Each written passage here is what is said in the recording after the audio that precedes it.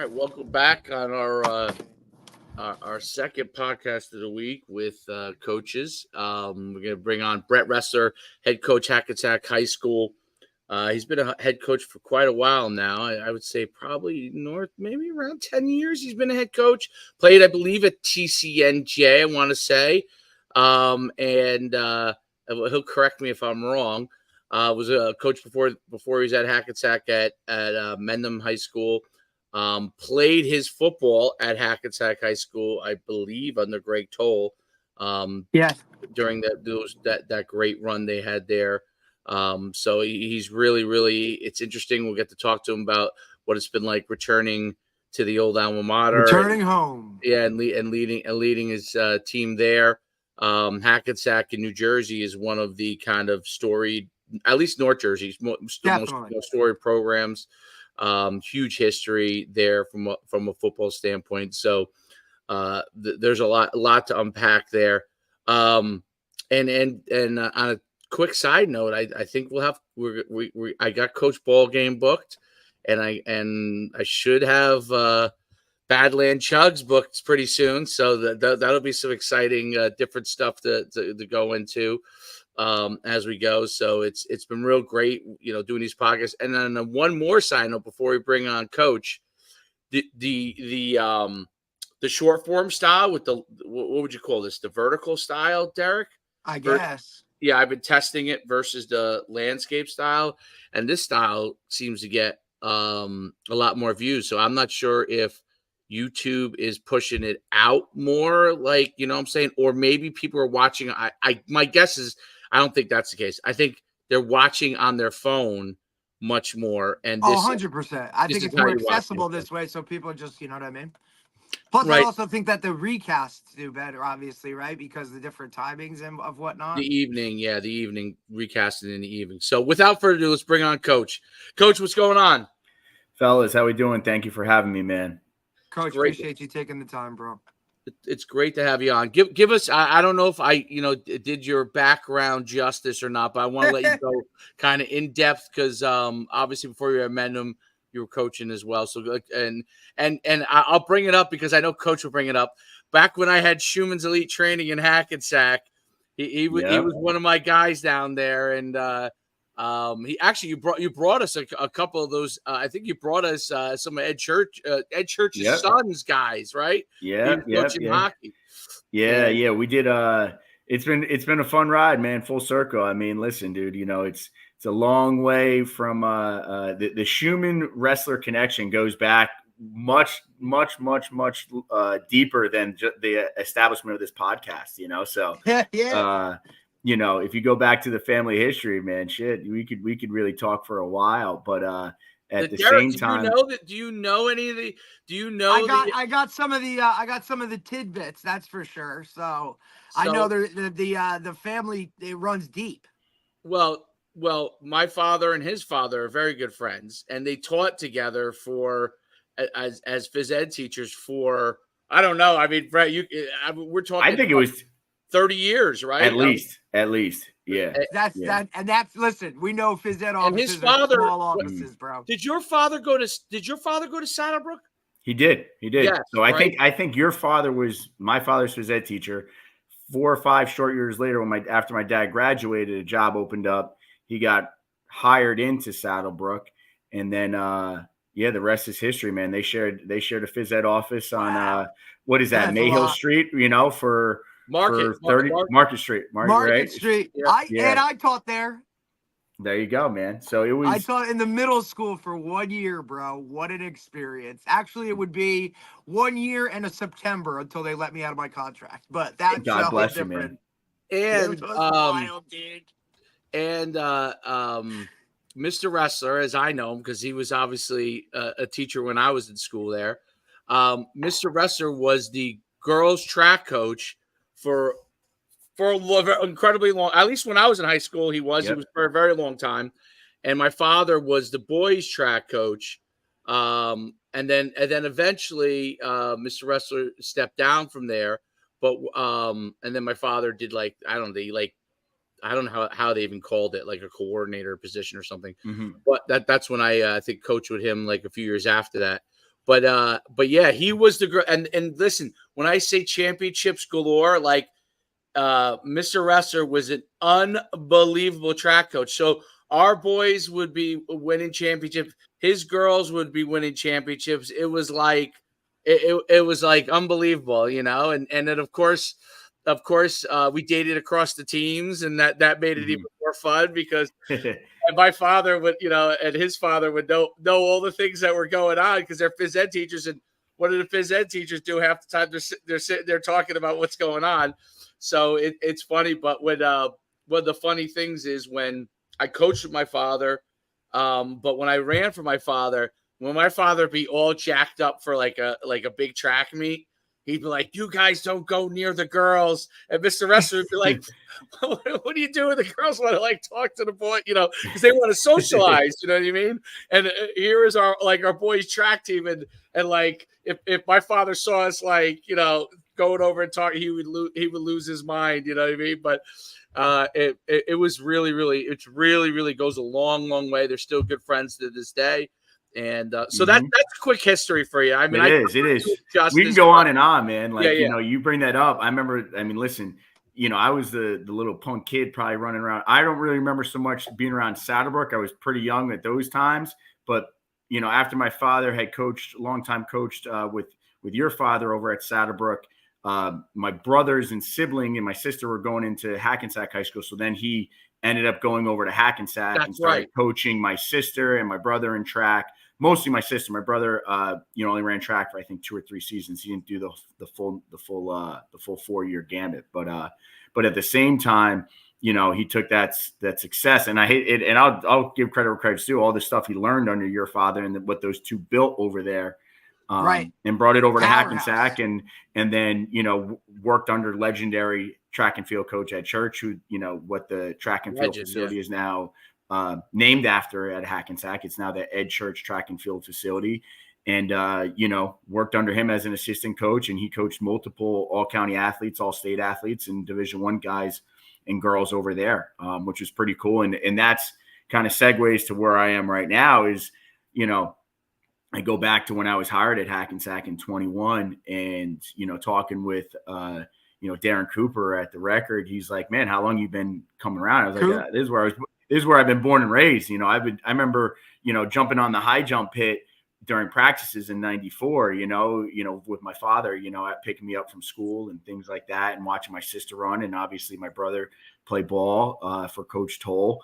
And then when it was my time in the, early 2000s, then it was kind of cool to be around at that time and do that whole thing. And then that kind of segued into how I got to know, Coach Schuman here. He's, I graduated from Hackensack. I got my, was starting my degree in exercise science and ended up being another phys ed teacher, just like my father. Right. But I got some, a field experience with Coach Schuman, at the Ice House and at his facility that he was running in the upstairs area, training athletes and getting my start as like a strength and conditioning coach, which was really cool and learned a lot and learned really how to get back into coaching. So it's funny what, his father probably taught my father, and maybe my father taught him. He's now instilling it in me, because that was my real first true work experience was for Coach right there. Incredible. I know. And that was right as I was going to school at TCNJ and doing that whole thing. And then lo and behold, here I am, full circle back home. I think I had at the time, right before he passed, I don't know if you were in there when he was there, but Dodie Donnell. I don't know if Dodie Donnell, was he doing? Dodie was my I was more of a defensive guy, but it's high school football. Everyone's practicing both sides of the ball. So he coached the running backs, and I was playing fullback and got coached by Dodie. Dodie was an excellent coach, man. University of Nebraska product. There's guys up and down the. He's a legendary Hackensack name. Back in the 70s when they had Dodie Donnell in the backfield and another man by the name of Lee Larkins running the ball, those guys were the OGs of the 70s when it came to Hackensack, their running attack. No doubt. Which was infamous because that was like statewide. Like everybody knew if you were playing Hackensack, like even me growing up as a young buck in Morris County, right? Like Hackensack was always in that top 5 of the state, whatever, or you looked at it and it was like Hackensack High, like, and they always had a run game. And that was just something, obviously, that was total opposite of where I came from at Butler, where we were spread wide and whatever. But you would look at Hackensack and be like, damn, these guys are always good. Yeah, well, and Hackensack football has gone through like lots of transitions over the years. Like the 70s, they were real good. Then there was like a little dip in the 80s, and then Toll took over. It brought it back. It's been kind of back and forth. That's why they brought you in. You know what I mean? Because they were looking, I think, for really some good stability and to build for the long term with Hackensack, because it is such a story program. What was it? What was it like? So being a player, this is always my first question for guys who go back to where, you know, they went to. What was it like being a player there and now coming back as a head football coach many years later? It's unfinished business. That's what I like to call it. You know, obviously I have an immense sense of pride, and you know, yesterday we're at the Super Football Conference Media Day, and you know, I got asked a similar question, like, you know, somebody actually, and one of the reporters made a comment like, there's probably not a coach in here that has more pride in their program than you do. And I kind of took that in, and it kind of hit me a little later that, you know, when you step onto any football program, and you guys know as coaches, like you have to take pride in that because you want your kids to take pride in it, right? You know, that's you're pouring in immense amounts of time, energy, and all else in between into that program. And then when it's your alma mater, which basically molded and shaped you, now it's like it takes on a whole nother level. Like, you know, you talk about every coach, you know, has some sleepless nights, regardless if they went to their program or through their program or not. But then when it's really the one that built you and made you the person who you are, and you have direct connections with people in the community and families, and it just means that much more. You know, so it really is, I say it's a blessing, but also a curse, which is, you know, I always say that too. But at the same time, you know, with great expectations, you know, comes a great responsibility to carry through with that. And with pressure comes diamonds, you know, so it is what it is. And that's our mentality at Hackensack. We got to make sure it's been, you know, I lost the state title game in 2004. Our last title was 2000. We've won league titles along the way, but we want to get back and put diamonds on the hands of our players. And that's what we work towards. Yeah, it's the alumni of Hackensack is it's maybe the biggest in Bergen County of all the public schools, as far as like famed alumni. The school's been around forever, and so I could, and the alumni come around at Hackensack, so people don't realize. Just because I grew up in Saddlebrook, and obviously that's different. Your connection and from track and knowing Mr. Church over all those years, and you know, knowing Benji, knowing all these different guys that are involved in Hackensack, Mike Biello, and so knowing how they all have a vested interest, especially the guys that played there. But even the you know, past teachers and past coaches, it's amazing. Like Hackensack, I mean, it's the county seat of Bergen County, right? And it's really the capital of Bergen County, and so everyone really has a vested interest in it. And so it's so interesting to me, because that's always, I remember over the years of coaching, like every time like the Hackensack job would come open or something was going on in Hackensack, you would hear everything, you know, when you lived in Bergen County. And as a football coach, like you would hear it. Oh, this is going on in Hackensack, or that's, and what is that like? And obviously, since you're an alumni, you know people much better than probably anybody else, right? What is that like, and what kind of relationships do you have to build there? I mean, listen, you know, if you look at my coaching staff, 10 of the 12 all played for Hackensack. You know, I have all-state running back Kaleem Hazel as my offensive coordinator, you know, an Eastern Michigan product. I have another all-state wide receiver in Walter King as my wide receiver coach. Yeah. So, who also, he played at Rutgers. I have a quarterback from the mid, 2010s, Jalen Wheeler, that's helping out with our QBs. Up until last year, I had all-state linebacker Mike Sanchez as my defensive coordinator. Like that's the one thing, that, and to even rewind even more, the people that work in Hackensack with me, like I work under my former coach and Coach Gordon Whiting, right? I work with the principal now. The school was my former OC and offensive line coach when I was playing, Jim Montesano, whose family all went through in the 90s. Celso King is another one. Cool. Yeah. So like, so it's like, and then not even to forget, like the guy, who also coached me in high school took over for Coach Toll, was Coach Ralph Doss, right? Who was also my football coach and wrestling coach. He's a hell of an asset to have in the halls, and he's still around. And you can't walk down a single hallway on First and Beach and not bump into somebody that's willing to talk football with you. And then you go back even more, like, I share phys ed office with, a longtime assistant coach and TCNJ alum and All-American there, Ressler, was, Mike Walker. So like, there's just athletes and coaches galore that just want to help you be successful and help the kids and have that Hackensack pipeline. And that's just the alumni connection. Now, from a game day atmosphere, you walk on Thanksgiving Day, like, and we've been fortunate these last, 2 times we've been home, that the weather's been great. So you're talking the stands are packed. You got people along the fence.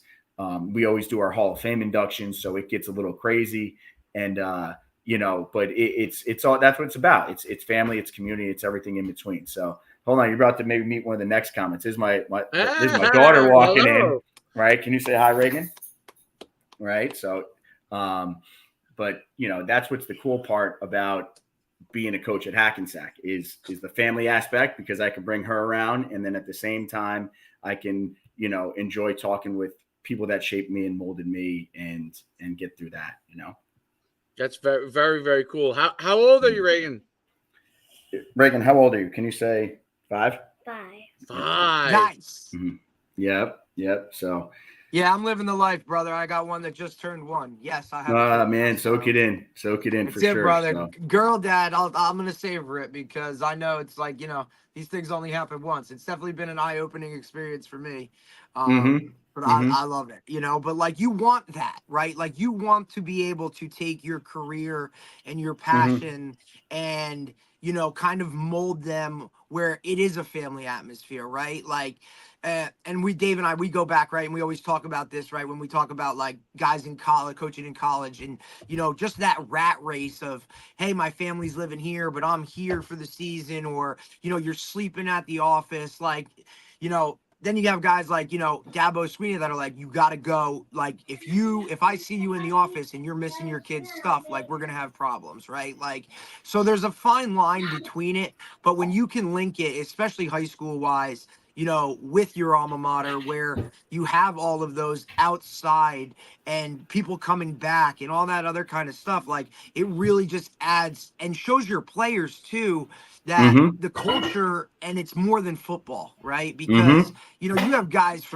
these guys don't know anybody from even the 90s, you know what I mean? Like, they look at them and they're like, that guy's ancient. And meanwhile, you're like, I looked up to that guy, and he's now coming back for games, or he's, in your building as an administrator. Like, that to me, and for example, when I was at Mount Olive, all of my administrators were sports oriented guys. And that's not any knock on academics or any of that nature. It's just they got it and realized how important that was to the culture of not just football, but like the entire school. Pick up those crayons. It's funny. She's messing with the ice machine over here, so it's funny. She's filling up her water and going back to watching whatever she's watching, because we got a rainy day up here in Morris County, But no, but like you said, it is, high school football is, I think, an American pastime. Everyone talks about baseball, but like, you coach football or being a coach in any sport, like it's truly, in my opinion, everyone says college is the best 4 years. No, high school has got to be the best 4 years experience of your life, because it shapes and molds you. You go through those awkward stages of coming into high school, trying to figure out what you're doing and who you are. And then by the time you leave, you kind of have a gist of, what you want to do in the world. And like you said, when you look at the family atmosphere of it, like that's what makes it work. Like you're not scattered all around the country. You're not spending, 17-hour days in the office during the season, coaching Division I ball, or, coming home late at night. And then the next thing you know, you got to answer DMs and texts from, recruits and things like that. It's like you can truly be a father, be a family figure that to be honest is very important in the world today, man. We need more people that are stepping up to be those role models for their kids. Yeah, I mean, you even see, pro coaches and college coaches starting to force their staff to go spend time with their family. And I saw like, Bruce Arians, said it to his guys, and Andy Reid is saying it to his guys. So those kind of things are really becoming bigger and bigger things. And obviously in high school, that's the great thing about coaching high school. You're going to work hard, but you still have to. You still have the ability to have a family, have a relationship with your family, which is a good thing. And that's I think it's super important.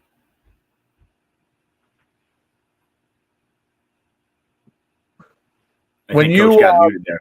Yeah, I got it. I'm back.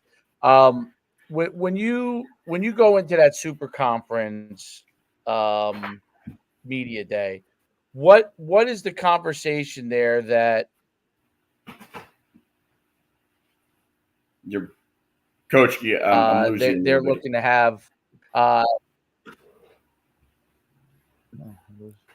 losing you a little bit there, Coach. Yeah. Can you hear me? Yeah, you're good now. You're kind of going in and out.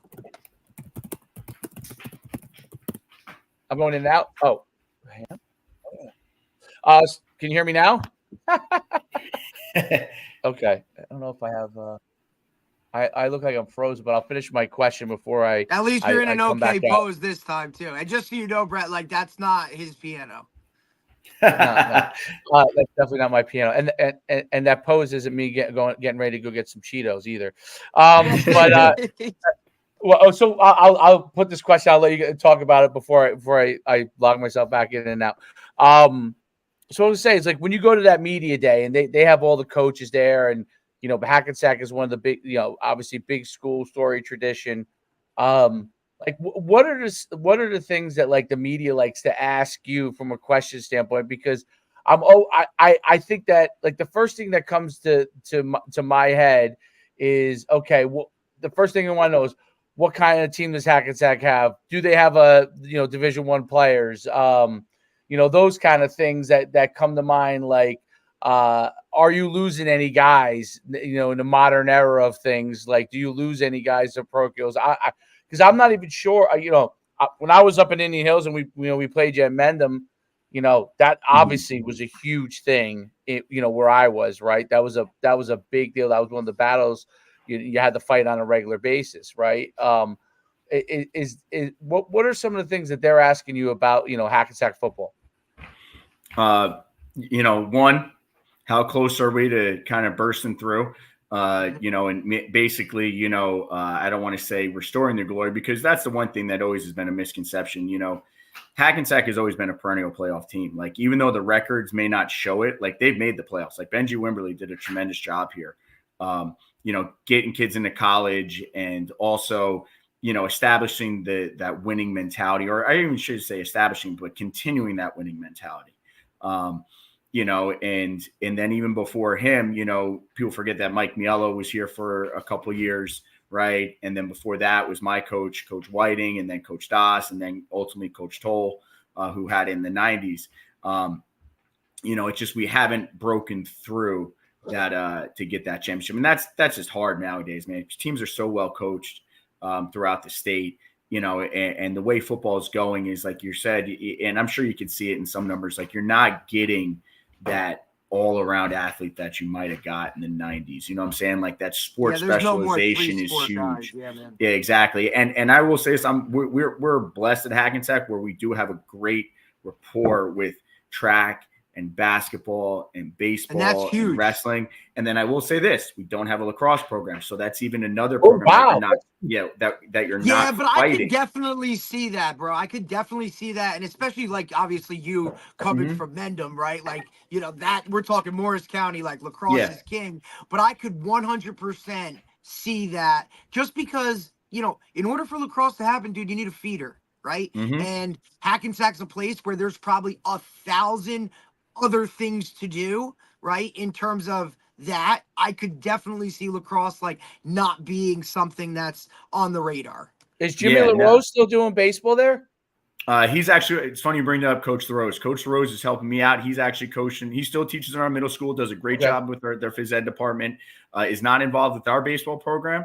He's involved with another school's baseball program, does a great job for them. But he's actually, I call him like my jack of all trades. Like he is the director of football ops, equipment manager. Yeah, he's the DFO, man. Yeah, he'll talk scheme with me. But also at the same time, he can make a hell of a pizza, man. If you've been to his family's restaurant in Garfield, Barcelona's is the best. Jimmy LaRose was, this is gonna seem unbelievable, but Jimmy LaRose, when I was a freshman at Saddlebrook, he was a varsity coach back then. So really, wow, that's awesome. Yes. So he was. I think I can't remember if he was the head baseball coach, but then he went over and he went for some years. He was at Fordham, and then he came back to Hackensack. Yeah. But yeah, Jimmy's great. He was the baseball coach there for years, right? Yes. Yep. And so he actually was at Bloomfield teaching for a while, then came up to Hackensack, coached football, coached me for my later years, and then obviously was a teacher in the middle school at that time. Still long time football coach for us and does everything that you ask him. He's like our connection to those years. He coached under Mielo, coach under Benji, coach under Coach Das and all them. So he's seen it all. He's done it all. And he's definitely that veteran presence that you need on a coaching staff. Because I will say this, we have some younger guys that are still, a little bit wild and fiery. And he's the one that, kind of keeps you in check a little bit, which is important. That's phenomenal. And you were saying, so you were talking about how like the there's not as many as the 3-sport guys, but you have obviously you have relationships with some of those teams. I'm curious because I see it a little bit at the youth level. Is your daughter your oldest? Yeah.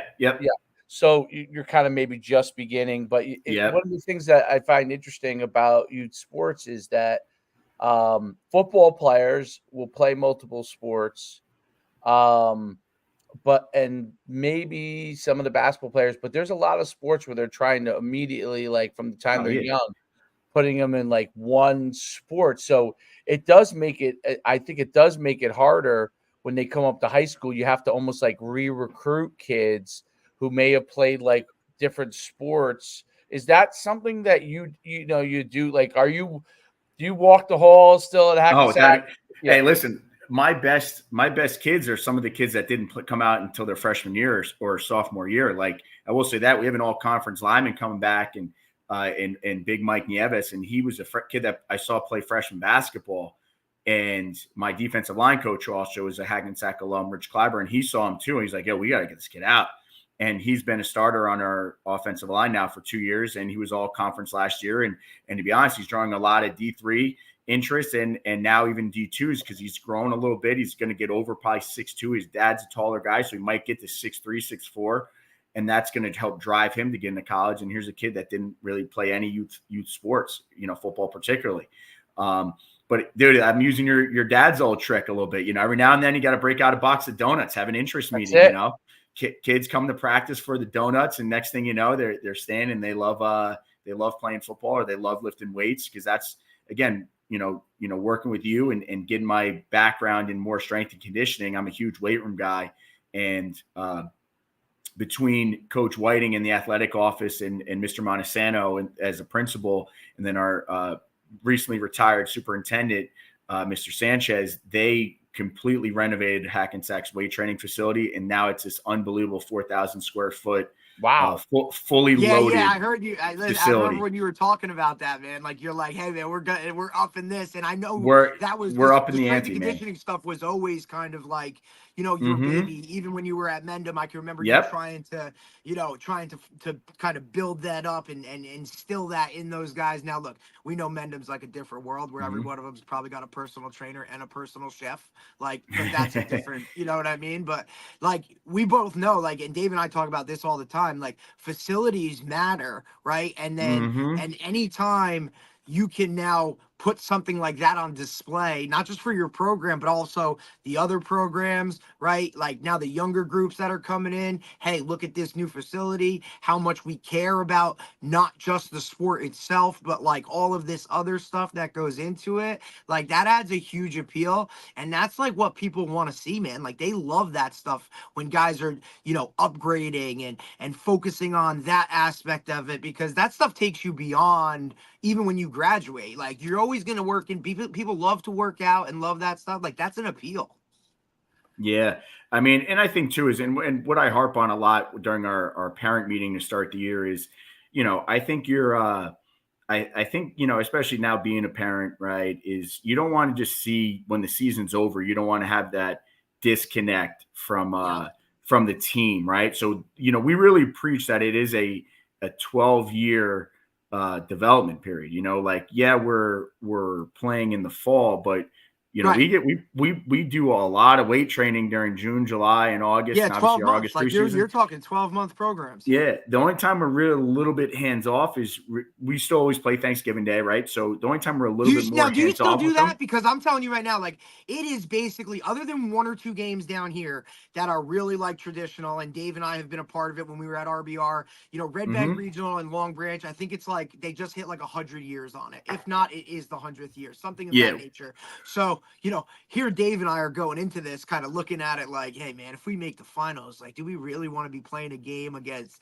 Long Branch, which is a pretty good freaking team on the regular? You know what I'm saying? So like, do we really want to do it? But tradition, now look, I went to Butler. We played a Thanksgiving Day game every year against Caldwell, and it was either for a conference chip or one of us was in the chip. You know what I mean? So I loved it, and I thought it was a great thing, especially when, like you said, that alumni is lined up on a fence. So do you guys still play? We still play it. A We Thanksgiving still play Day it. game? I believe this year is our 90th year of playing it. Obviously, we didn't play it during COVID, and obviously I think there was a couple other interruptions along the way, but I believe this is the 90th meeting. Obviously, Hackensack has the upper hand in the wins-loss column, but and you play who? Is it Teaneck? We play Teaneck. Yeah. So it's literally like you could punt the ball and hit their field, right? Like, am I mistaken on what that is? Previously, some of the traditions was that the marching bands and the flag twirlers, they actually would march from either high school to the game, but now they've shortened it down and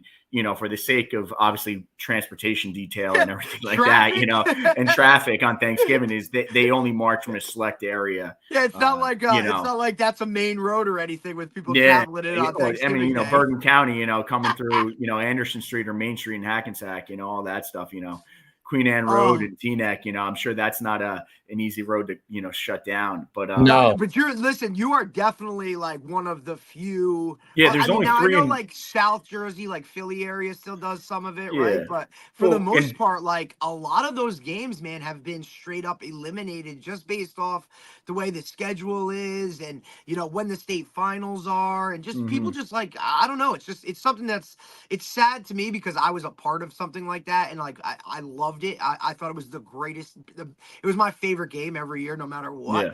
And like that tradition stuff, like, and Dave and I talk about it a lot with, just the way how things are now with, kids leaving schools and transferring and all that. Like you just sometimes like guys don't understand that stuff, right? Like that tradition stuff, that camaraderie, like all of those things, like that's what you remember moving forward. And I think a lot of these guys are just so worried about me and where can I get into the next, how am I going to get to the next level, or how am I going to go to this school or that they kind of start to lose out on that locker room team tradition stuff.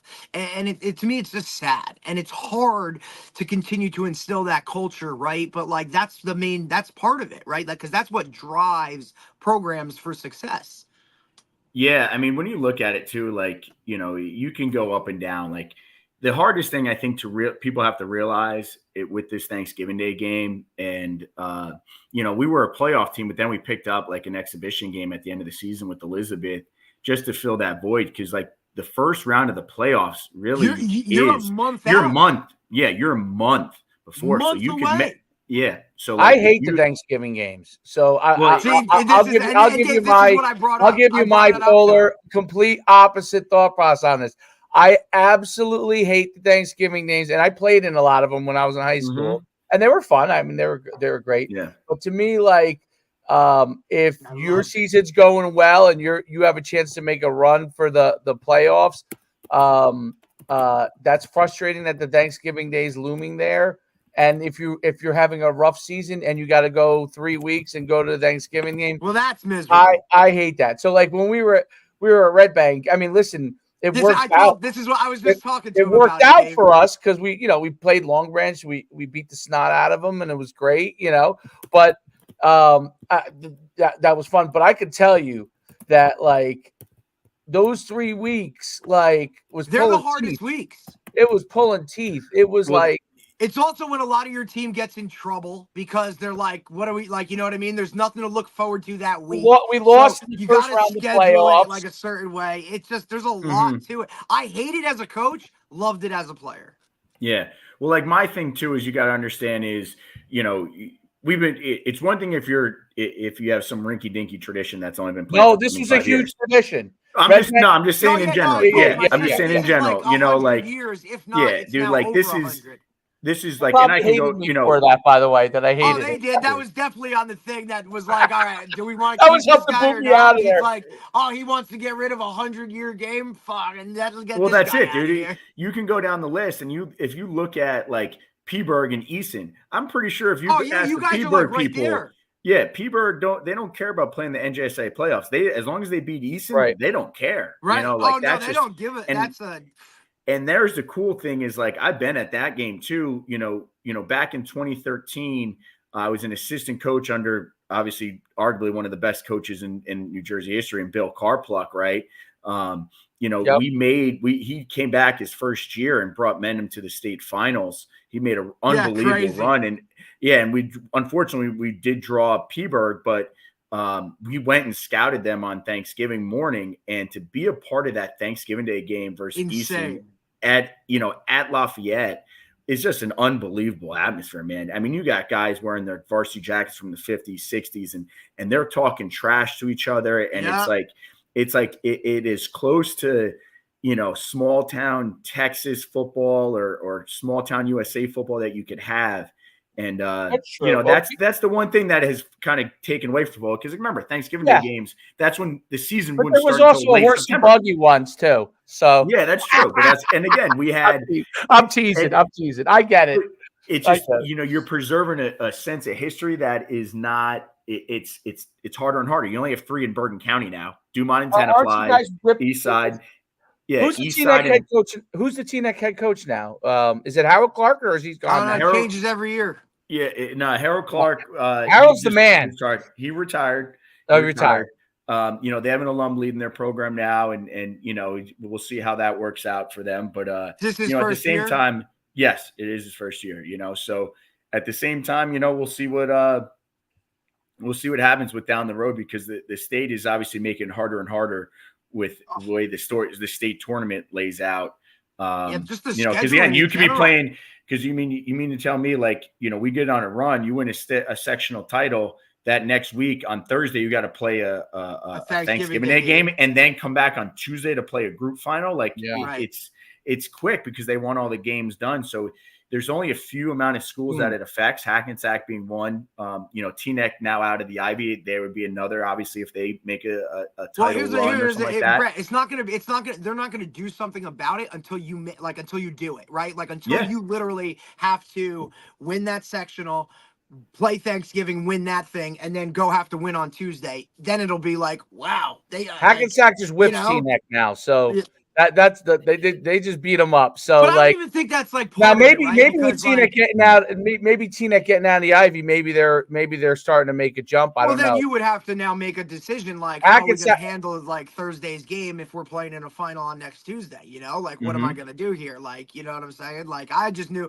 when I was at Butler and we played Caldwell on Thanksgiving Day, if one of us was going to the finals that next week, like, there was no question. Like, both teams were playing their dudes. Like, you were playing in that game. You weren't like sitting out, like, no, we got the state final next week. Like, no, that was like, we're coming and we're going.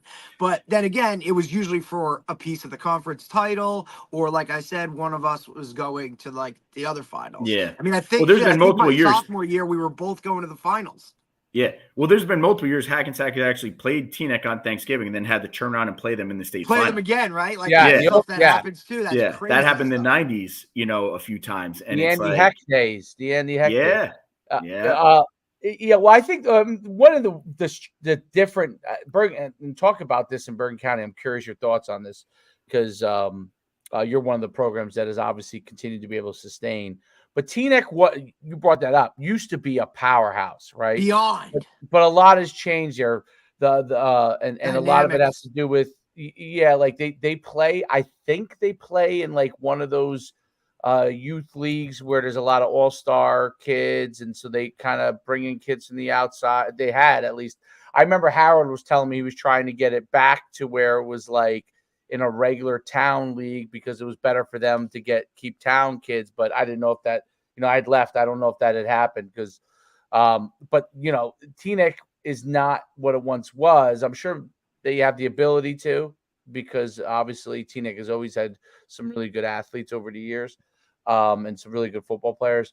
But like Hackensack is much more it's bigger. It's a bigger high school, but much more stable as far as their athletic department. It's become over the years, what was once like these were the two powers. This is kind of it's a little history lesson here, Derek. These were the two. No, I know. Like in Bergen County before the parochial, like these were the Bergen two Catholic spots. St. Joe's. It used to be Bergen Catholic St. Joe's. They got the guys they got, and that's kind of how it was. And then you had Hackensack Teaneck, right? And like they were like, and then there were others that were powerful, but like that was like the big. And then JIL rivalry back in the old days, and all the way up through when you were playing. But what has happened is with the Super Conference, and Teaneck has kind of had a dip. They were in the Ivy, and I think they did pretty well in the Ivy, but but they're not. Well, now they're the Super. They're not the same. I mean, so like. And that's, by the way, that's my own. If I was a Teaneck, if I'm a Hackensack alumni, I want to play that Thanksgiving Day. I'm right now because there's no doubt like we could have bragging rights over Teaneck, have a better chance of bragging. If I'm a Teaneck alumni, I'm thinking, oh my goodness, how many times is Hackensack going to whoop us? It's really interesting. The Thanksgiving debate. I don't know how we've gotten so far on it, but the Thanksgiving debate is definitely a true real thing, because when you talk about football in general, like getting kids out for football, in the old days, the Thanksgiving thing was a really, really big, that tradition was what helped get kids out for football. So you are trying to get some traditional things, and it is a lot harder in the Super Conference because, everyone's, there's so many teams in it, and it's not the same structure that it used to be back when you played. And back when I played, like when I played at the BPSL, like you played, the same teams every year. You knew who you were playing, and you look forward to that. That's what's changed a little bit. The Super Conference is magnificent in itself and what it does, but it's also lost some of the luster and as far as like the actual traditional rivalries. That's why that's why I do think, the Hackensack fans and maybe the Teaneck fans want to hold on to that, because you know what, like there's still one rivalry that we have. Like we no longer have some of the old traditional Hackensack rivalries that we used to have.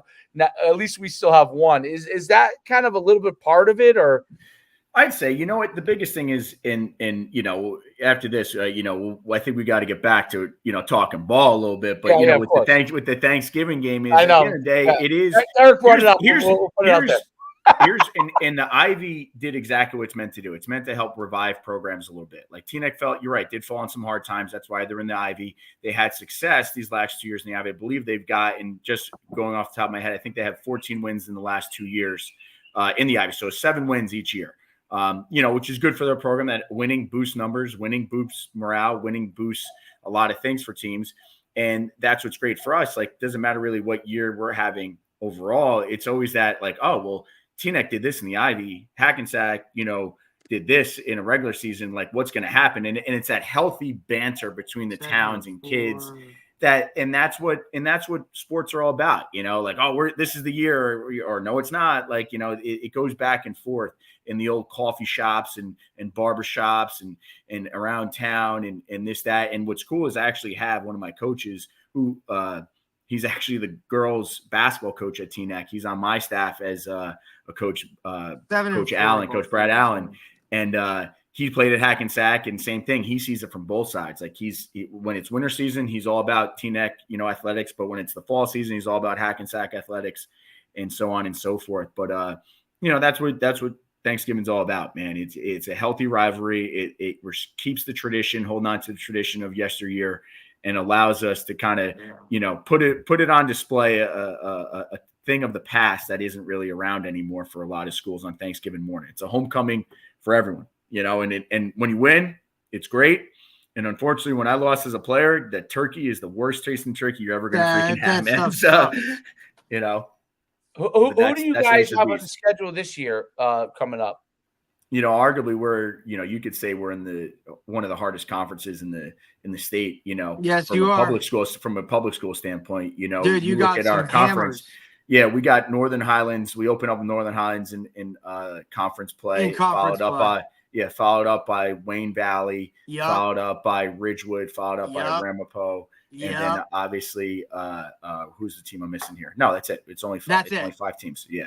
And then you got Passaic, Kennedy, and Barringer sprinkled in there. With Eastside, who's done some things. Yeah, Coach Maggs does a great job at Eastside, man. He's a great guy and a great person for that job, and I have a lot of respect for him. And obviously, I would have loved to see that longtime traditional rival and old school NHL rival with Clifton on the schedule a little bit, but that didn't work out. There's times we played Passaic County Tech. Who's been a hammer. Yeah, so we always, at the end of the day, like, Hackensack, we don't duck smoke. If people want to play us, we play them. Just name the place and time and we'll get it done. Obviously Barringer is new to the schedule. We haven't played them in a pretty long time, but however they made the schedules, they matched us up. And obviously Teaneck is always at the end of the year. And the one thing, I'll end with this, that game is very, competitive, for a better term, right? It gets heated, it gets passionate, and that's fiery. Because, and I'll say the same thing, man. For a lot of kids, it's the last time they're ever going to put helmets and shoulder pads on. It's the last time they can ever hit somebody with all their might and ability and not get arrested for it.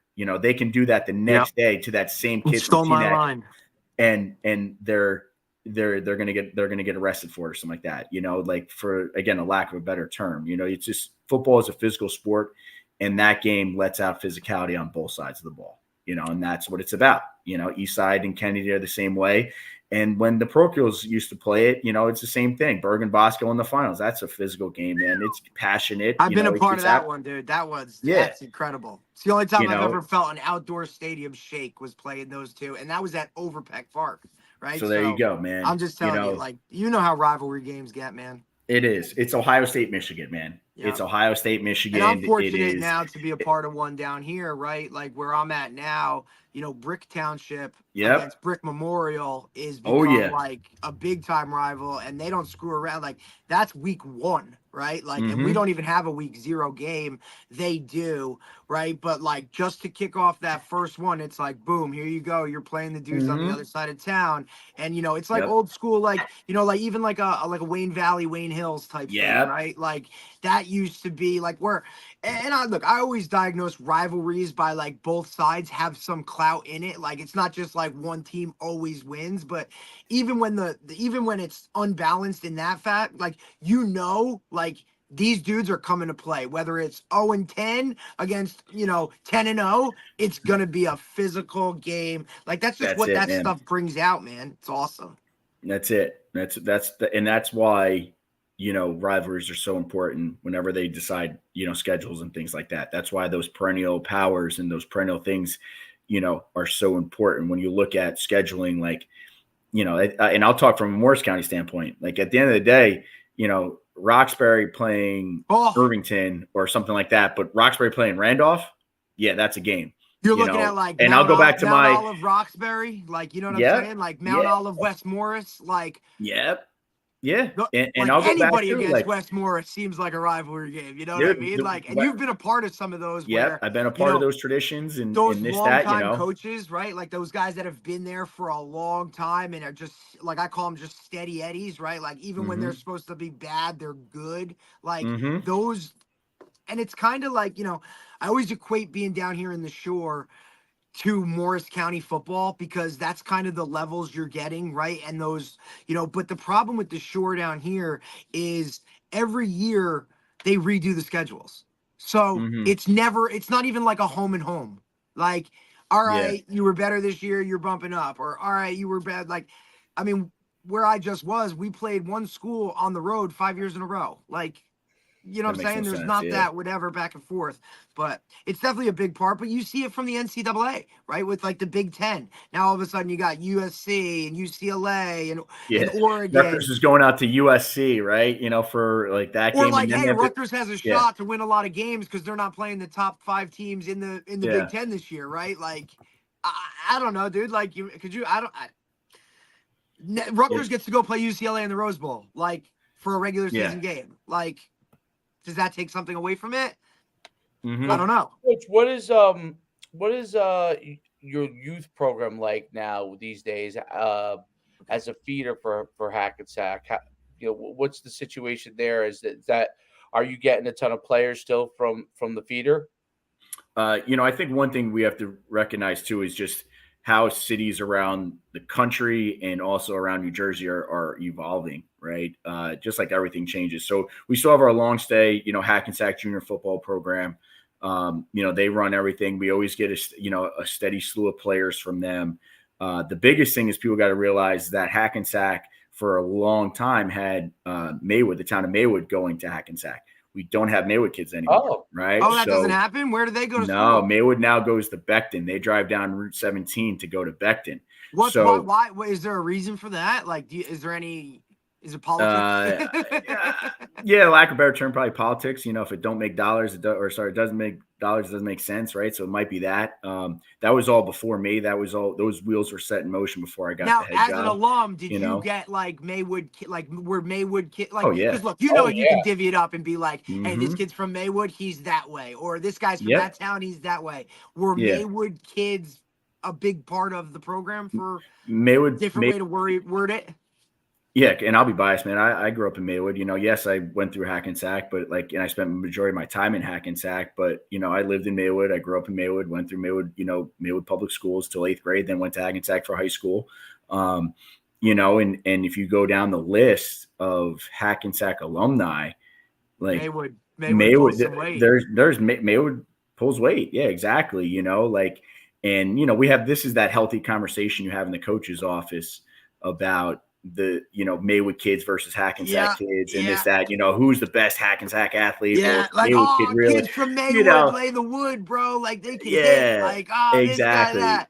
It's the same thing at Butler because you have two towns that even small Butler, you have Butler and Bloomingdale, and they've since merged the youth organizations, which I think is one of the greatest things ever, right? Because up until 8th grade, both towns had their own youth programs. So you never played with some of those guys until you got to high school, right? And they've since merged that, and it's just only helped Which to is huge, continue yeah. everything, right? Because now Yeah. you're talking, all those kids are playing together from freaking, second or whatever grade. Like we had Iggy on yesterday, Coach Ig who's now at Ramsey. He lives there, right? And his youngest is like 4 or 5, and he's playing in the flag league because he lives in Bloomingdale. And it's just it adds that whole tradition, and you can start it sooner where now your guys are kind of linked up and moving forward. That's crazy. I didn't know Maywood is now going to Beckton. Yeah, so obviously that limits our some of our numbers coming in, and puts heavily on things from Hackensack, South Hackensack, and Ressler Park. So but at the end of the day, we are a big school. We have to, and that's when you're still a circling group back 5, right? Circling back to Coach Schuman up there, like, got to recruit the halls, man. Got to go into the gym classes. I'm a phys ed teacher for a reason. I like to be able to talk to kids and see what kids are athletes. The best part about it. And try and get kids out, because at the end of the day, that's high school sports. Like, this isn't. I think the one thing now you're seeing, especially in 2024, is there's such a divide between those, even the Group 5 schools and then the non-publics, right? It's crazy. So we still live and die with recruiting our hallways and not worrying about, going out and getting the best kid from this town at this age. And, we recruit our kids, we know our kids, we recruit our own halls, we recruit our hometowns, and, make sure kids know that there is a pathway to a solid future coming through Hackensack. Like, we have the best facilities now. Name a school in Bergen County that has a pool on site. We do pool. It was 90 something degrees, 100 degrees with the heat. We're all right, cool. We're not going outside. We're going to go do a pool workout. It's awesome. We're going to go in our 4,000 square foot weight room that's air conditioned and get it done. There's already talk about converting one of our gyms into an indoor, and putting turf down and figuring out a way to make that work. There's early stage planning to put a bubble in at one of the fields at one of the Hackensack schools, just to alleviate field space and make sure it's year round available for kids. I mean, look, that's saw where the them do benefits that come into stuff play. at Mount Olive, right? Like, you saw that, like, Mm-hmm. and it's just, you just have to have the guys that are willing to, like, look at it and say, hey, we can use this for not only our students or whatever, but we can also use this to turn a profit in terms of space is an issue at Hackensack. That's all. Yep, you're gonna have to, like, Union City, put something on a roof. Well, exactly. Which, by the way, is one of the best places to play, man. Phenomenal. I love the Crow's Nest, dude. It's awesome. Yeah, that is a great place to play. Unfortunately, we came out on the short end of the stick last year, playing Union City in the first round. But man, what a cool facility, and what Coach Valdez has done. Yeah, Coach Valdez has done a great job down there. Yeah, congrats to him, because he just got into, I believe, the Hudson County Hall of Fame, or he went into something as a player. So kudos to him, Coach Wilbur Valdez. But, like I said, like, and we even talked about it before we got on air, right? We're talking about, like, there's just high rises everywhere. There's not much, and like Dave said, there's not space to go and be like, oh, look at that open field over there. Let's just, put something there. Whereas at Mount Olive, that was like, there was ample amount of space to be like, all right, hey, let's throw the bubble up over here, or hey, we'll redo this field here, right? Like, space matters. Yeah, and if you look, go ahead, Coach. What do you got? No, I was curious because like some of the other schools that like in Kennedy East Side, right, in Patterson, they have like multiple they use the middle schools. No, multiple youth programs, right? So like Silk City's like kind of like an all-star team thing. Then they have the regular Patterson teams that one team plays in the independent league, another one plays I think that league with like Riverdale and all them, and then Indian Hills and stuff, and then another one plays with something else. Like, I didn't know if is Hackensack all one thing, or do some of your kids all one thing, but there will be kids. Or do they play in They do. They do. We have some kids that play for some of the Silk City. I believe another one's Bergen County All Stars, right? That's another one. Yeah, that's up there. But the biggest thing is my job as a head coach now in the 21st century is I got to know who's playing where. Right. And I got to make sure they to those games. Yeah, and I got to make sure they know me and make sure they know that I know them, and I do. I have a running list. I have a running spreadsheet of who's doing this and doing that.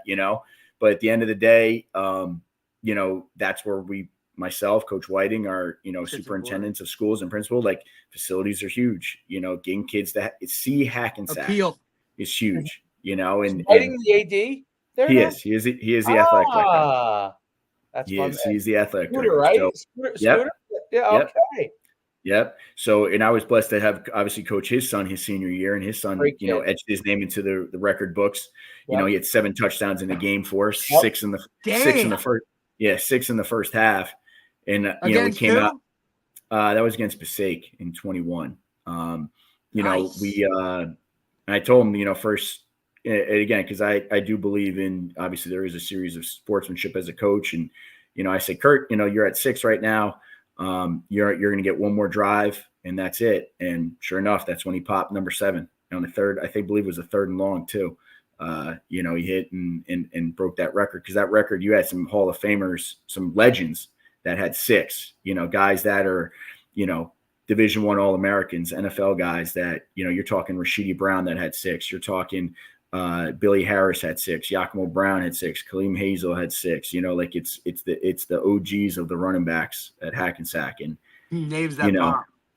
Yeah, and now I was like, all right, I talked to Coach Whiting, obviously being a former head coach, and it's funny, he actually got on the phone because Billy Harris was his godfather, and he lived out in Colorado, was an All-American at University of Colorado, and was drafted by the Giants. Back in the 60s, I want to say. He got a word spread out to him that, hey, Curtis just had 6 touchdowns, and Billy Harris is like, hey, if there's one person that could break it or should break it, it should be a son of Hackensack, and that's Curtis Whiting, awesome. Whose family all went through, which was really cool and a special moment for me. My first year, so just wanted to make sure, you always pay homage to those legends and OGs before you, because you brought it up back, a little while ago, coaches. Hackensack's been around forever. Our first football team was 1902, so that's one of the battle cries we always tell kids, like, hey, listen, man, like, if this ain't for you, this ain't for you. But at the end of the day, like, there's a standard you have to live up to when you put on, the blue and gold. And regardless of how you feel about it, I said, football is going to be here whether you like it or not, and it's going to be here after you, and it's because it's been here before you. And if you don't want to live up to it, there's the door, kind of deal, and that's kind of how me and the coaching staff, live up to those legacies and such. Oh yeah, Hackensack, the athletes, the tradition, it's definitely second to none in North Jersey, and everybody knows of Hackensack, so it's quite a thing to be the head coach there and to build it up. And it is interesting that you have to now the way that Bergen County is, and I guess Passaic County, you have your players that play here, and then you have players that are playing on like all-star teams. You gotta track them all and build relationships with it, because that has changed a lot. And it's obviously beginning to change everywhere, but it's changed a lot in North Jersey, because the kids will play in those like all-star things, and then they'll play in another team for traveling, to Florida or something like that. And you'll hear like, oh, that kid's from Hackensack. Yeah, we definitely want him, right? So yeah.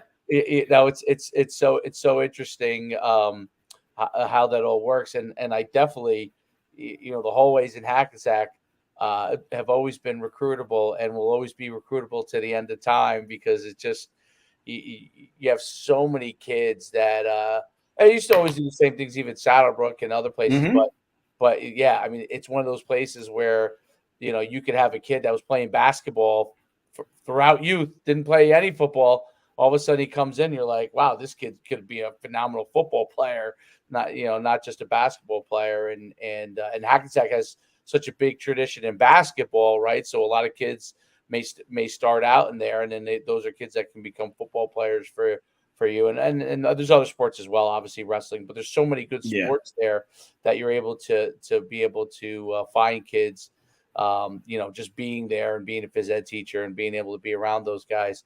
It's really, really awesome. I don't want to take up too much more of your time. What is the outlook for this season? I'm going to go very simple for you, man. It's 1-0 every week. 1-0 every week. I will say this, high school football, and as you guys know, it's a game of depth. It's a game of staying healthy. You're going to have your kids that can play varsity ball and that will be ready to go week in and week out. It's their ability to make sure they can stay on the field and limit the mistakes and not beat ourselves. So it's always 1-0. We are steadily, getting back to where we need to be. We like our schedule. We like our league. We like our kids, we love the support of Hackensack. And if we have that, we're just trucking along, man. We don't get too high. We don't get too low. And we keep going, man. Like Coach said, man, steady Eddie, man. I hope to be one of those steady Eddies one of those days, man. That's it.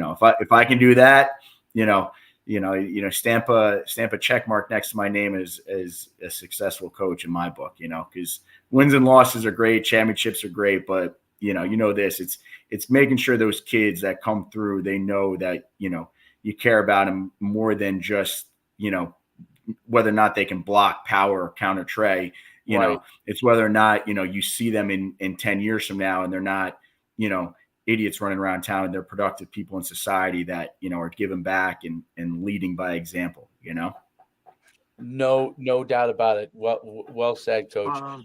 We really appreciate you coming on today. No doubt, man. Appreciate you guys. Football. Yeah, no, it's been great. We wish you the very, very best. And I'm sure you guys will continue to stay on that upward climb as you keep building the program up. And it's exciting to see. And, people don't realize, because I remember we played Benji Wimberley that COVID year. Yeah. But that whole year, I remember with no practice. No, but I remember Benji telling me how, because we were dealing with the similar kind of thing, how difficult it was that year in Hackensack. And there really had to be when you came in, there really was a rebuilding that had to happen because COVID affected different programs differently. So it's really great what you're doing, because I remember how upset Benji was, how everything was going for him. And that really it required a rebirth, in the program. And you've really done a great job of doing that. And, people don't realize how COVID affected some of the programs based off of decisions. It had nothing to do with the kids or the coaches or even, it may not even have anything to do with the administrators per se. It really just kind of some of the decisions that got made because people didn't really know the answers and they made some decisions. It had effects on some programs. And some programs had harder to, it took a little while to come back. So you've done a great job of really building that right back up. And kudos to you for that. And, obviously much success in the future. Appreciate that, man. And again, just briefly, I'll touch on, just COVID in general. I mean, I hate to say, or hate to even look back and think people are judged on those COVID years. It's because I think it's just a blessing that kids got to play. You look at the cities were shut down. People are this or that. Wins and, like you said, wins and losses aside, you guys were playing with a day of practice. Like I remember playing Passaic Valley when I was at Mendham, and I only had 14 kids on the sidelines because I had kids, that were whatever their pod was compromised. Remember you had to practice the pod, this, that, whatever it was. All those crazy things. We shook the tree on that one. Yeah, so it's like, I couldn't play a game, and I'm bringing up freshmen that were not ready to play a varsity game, especially against Passaic Valley. But we went up there, we competed, we played hard, we ended up losing by 3 points in the fourth quarter. But it is what it is. We played ball, and Coach Wimberley again is just a tremendous asset to have in my corner as he's great as a coach, as a person, and just as one of those steady Eddies back, that just has does coaches for the right reasons. That's, I think, one of the most important things, and has continued to do it right. And now he's moved up to being an assemblyman. We've had him on, right, and we talked Patterson. We talked everything from Patterson Catholic to politics, and it was, he's phenomenal. His son does some good things, things too, and with all his stuff, and he's just a great asset to have. It was crazy. When I was at Bosco, we played Hackensack, and that's when I believe one of his sons was on the team and had just transferred from Bosco to Hackensack to play with his old man. So I saw it like at the start of when he took over, and then to see him obviously when we were with Dave at the end of it, you could just tell that like it was taking its toll and like something needed to be done with Hackensack itself. So, and look, and you and I've known you since you were up there in Mendham and whatnot and playing Mount Olive every year. And it's just like, it was good to see you go home because I think that's exactly what they needed. I appreciate that, man. That was actually my first win as a head coach was against Mount Olive. So there back you go, in 2016, man, my first You're year. welcome, dude. You're welcome, bro. I still have that. I still have that game ball somewhere. That's one that dude, actually. You want to talk really... about the biggest shit show of my life? Like that might go down in history. Like, yeah, oh, man. But good hey, times, everything. Man. I appreciate you coming on, dude. No doubt, man. And like you said, man, everything happens for a reason. You know, I believe in that. But nothing but the best to you guys, and thank you again for having me. Make sure you give my girl Danielle her props, bro. She's one of the best trainers in the she is phenomenal. Without a doubt. Yep, she does. We're very fortunate to have her, and we actually have another full-time that's just as good now. Daisha Black, so we're fortunate to have two full-time trainers. So it's awesome. That's amazing too. Good job, man. I'll catch you later, my man. Buddy. We'll see you soon. Have a great season. Absolutely. Hey, be good. Best to your father too, Coach Schuman. All right. Thank you. He's doing well. He's making progress. That's all that matters, man. That's all that matters. Absolutely. Thanks, buddy. Be good. All right, that was great. That was really great. I realized it was raining because I can't sleep in the basement. I think that's what was like all kinds of. Oh, it's horrible out. Yeah. That might have been why I was having. I'm dealing with. They're dealing. There's all kinds of stuff going on down here. Yeah. Great podcast. Great talking to him, and then we'll be back Friday. Coach Dunn on Friday, which will be great, dude. Get ready for a ride. So that'll be really great. Let's get off, and we'll see you guys next time.